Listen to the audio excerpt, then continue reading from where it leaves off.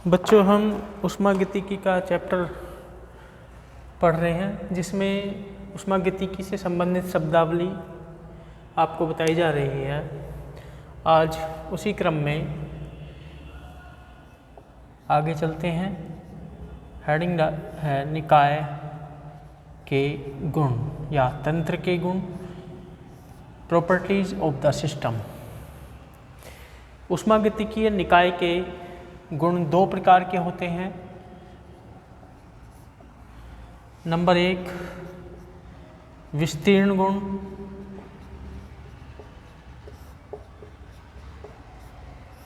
Extensive properties.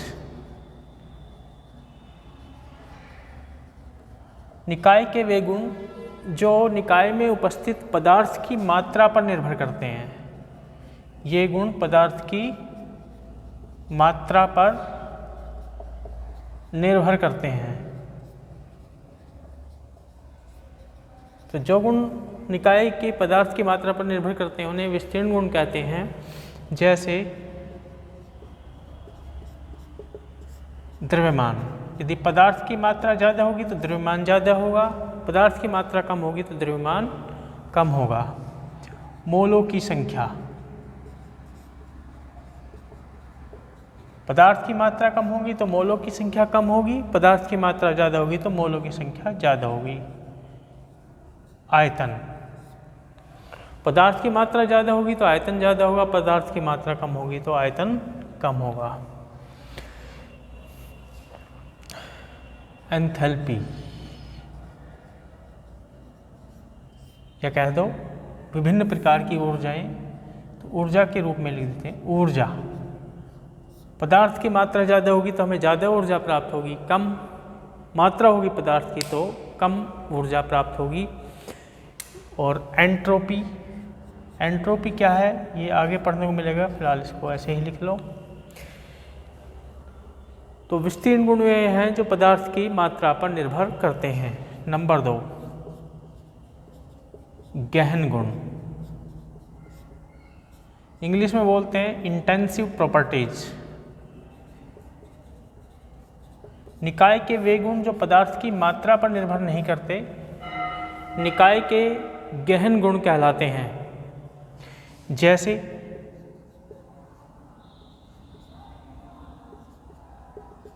घनत्व, घनत्व पदार्थ का स्थिर रहता है। जैसे लोहे का एक छोटा टुकड़ा है चाहे बड़ा टुकड़ा है, उसका घनत्व एक समान ही होगा। सांद्रण, यदि हमने एक निश्चित सांद्रण वाला विलयन बना रखा है, उसमें से हम 100 ml ले लें चाहे 200 ml ले लें 300 ml ले लें, उसका सांद्रण स्थिर रहेगा, नहीं बदलेगा, यानी पदार्थ की मात्रा पर निर्भर नहीं कर रहा। क्वथनांक, जल चाहे 100 ml हम उबालें चाहे 200 ml उबालें चाहे 300 ml उबालें, उसका क्वथनांक 100 डिग्री सेल्सियस ही रहता है। इसी तरह से गलनांक। और भी गुण हैं जैसे ताप, जैसे कमरे का ताप मान लिया 25 डिग्री सेल्सियस है, तो कमरे में रखे हुए 3 जगह पे पानी रखा है मान लिया, एक में 100 मिलीलीटर है, एक में 250 मिलीलीटर है, एक में 1 लीटर है, तो तीनों का ताप भी 25 डिग्री सेल्सियस होगा, यानी पदार्थ की मात्रा पर निर्भर नहीं करेगा। तो निकाय के वे गुण जो पदार्थ की मात्रा पर निर्भर नहीं करते निकाय के गहन गुण कहलाते हैं। यहाँ पे एक बात और नोट कर लेंगे, यदि हम विस्तीर्ण गुण को प्रति इकाई पर नोट करें तो वह भी गहन गुण हो जाता है। जैसे हम कहें प्रति मोल का द्रव्यमान, 1 मोल का द्रव्यमान, तो वो स्थिर होगा। या कहें जैसे एक उदाहरण है मानक ताप दाब पर 1 मोल किसी भी गैस का आयतन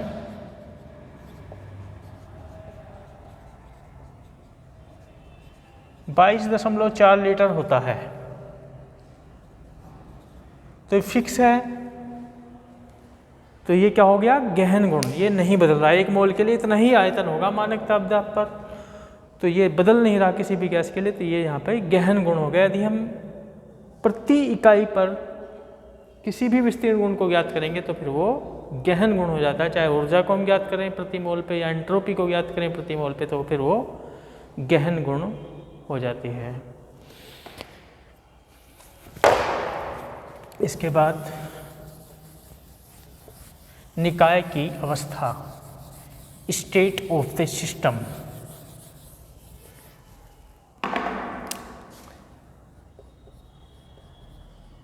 निकाय की अवस्था, स्टेट ऑफ द सिस्टम।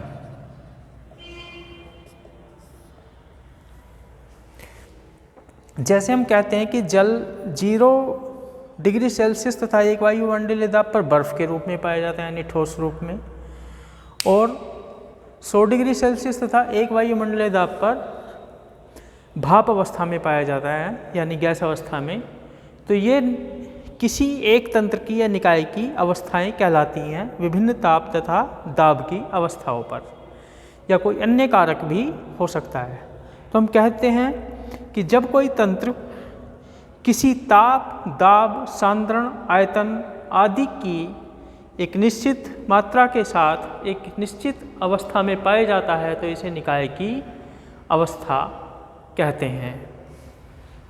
तो निकाय की अवस्था क्या है? किसी निश्चित ताप, दाब, सांद्रण आदि पर निकाय की स्थिति को निकाय की अवस्था कहते हैं। उदाहरण मैंने बता ही दिया है, जल का उदाहरण हम दे सकते हैं इसमें। दूसरा, इस हेडिंग फिर इससे अलग,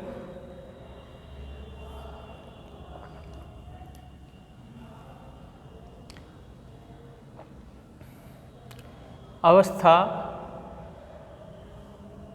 फंक्शन, अवस्था फलन,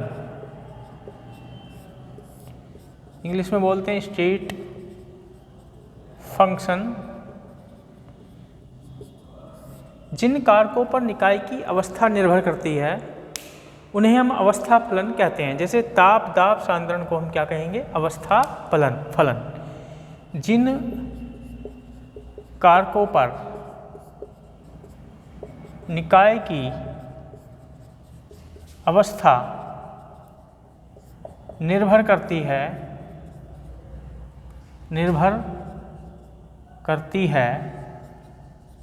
उन्हें अवस्था फलन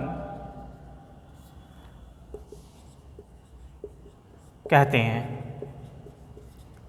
जैसे ताप, दाब, सांद्रण, आयतन आदि। एक बात और ध्यान देंगे, जो अवस्था फलन होते हैं वो निकाय की केवल प्रारंभिक अवस्था व अंतिम अवस्था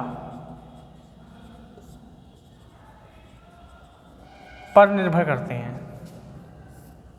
यानी एक अवस्था से दूसरी अवस्था तक आने में जो भी परिवर्तन होगा वो किसी भी तरीके से हो, केवल जो वो अवस्था फलन है वे केवल एक अवस्था तथा दूसरी अवस्था पर निर्भर करेंगे, या कह दो पहली अवस्था तथा जो दूसरी अवस्था प्राप्त होगी उस पर निर्भर करेंगे। जैसे 0 डिग्री सेल्सियस बर्फ़ को हम भाप तक ले जाएं, बर्फ़ को भाप बना दें तो 0 से 100 डिग्री सेल्सियस टेम्परेचर होगा। चाहे किसी भी ढंग से हम उसका टेम्परेचर 100 डिग्री सेल्सियस करें, परंतु प्रारंभिक बर्फ़ की अवस्था का ताप 0 ही रहेगा और भाप अवस्था का ताप 100 डिग्री सेल्सियस, यानी भाप में जब बदलेगा तो वहाँ पे 100 डिग्री सेल्सियस रहेगा। तो अवस्था फलन जो ताप, दाब, सांद्रण आदि जो ये हैं, ये केवल प्रारंभिक अवस्था और अंतिम अवस्था पर निर्भर करते हैं। किस तरीके से अवस्था में परिवर्तन किया गया है उस पर निर्भर नहीं करते। तो अवस्था फलन किस तरीके से परिवर्तन किया गया, अवस्था में परिवर्तन किस तरीके से किया गया उस पर निर्भर नहीं करते, केवल निकाय की अवस्था पर ही निर्भर करते हैं। और जो फलन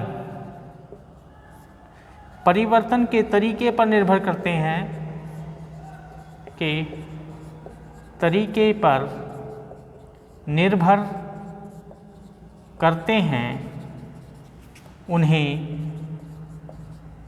पाथ फलन, पाथ फंक्शन, पथ फलन, हिंदी में बोलेंगे पथ फलन और इंग्लिश में बोलेंगे पाथ फंक्शन